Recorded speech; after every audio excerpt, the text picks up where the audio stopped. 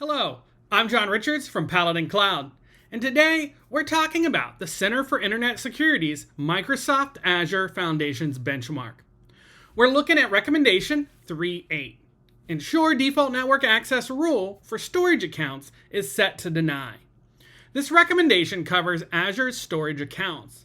CIS describes this recommendation as restricting default network access helps to provide a new layer of security. Since storage accounts accept connections from clients on any network, to limit access to selected networks, the default action must be changed. So how does this recommendation provide that new layer of security? Well, storage accounts should be configured to deny access to traffic from all networks. Access can be granted to traffic from specific Azure virtual networks, allowing a secure network boundary for specific applications to be built. Access can also be granted to public internet IP address ranges to enable connections from specific internet or on-premise clients. When network rules are configured, only applications from allowed networks can access a storage account. When calling from an allowed network, applications continue to require proper authorization to access the storage account. This recommendation is an example of security through least privilege principles. Rather than defaulting to allowing services to access a storage account, instead, we set the default to nothing has access to the storage account, and then explicitly allow only the services that should have access to this data. We have a policy within Paladin Cloud called Deny Network Access Rule for storage accounts that monitors the configuration settings for this CIS recommendation. Paladin Cloud is an open source security as code policy engine that monitors your cloud environments for misconfigurations. Deny network access rule for storage accounts is a security policy that checks Azure's account storage assets to verify they block network access by default.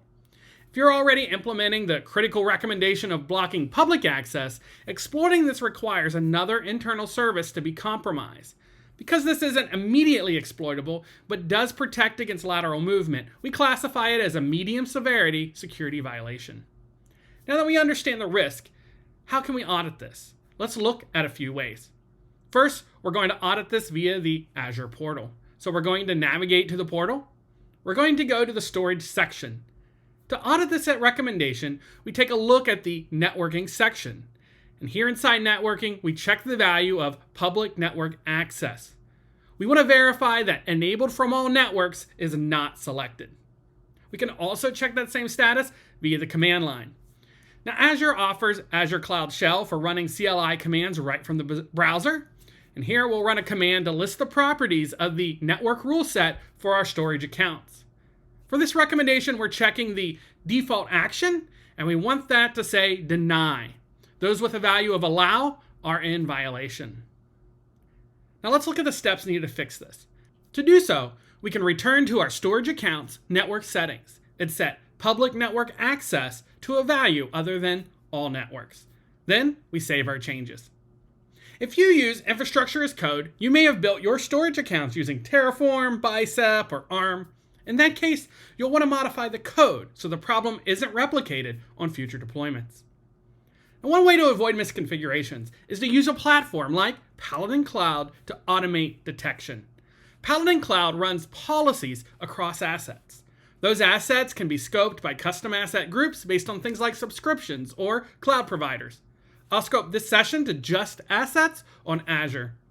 The Paladin Cloud dashboard shows us metrics on the severity, category, and quantity of policy violations.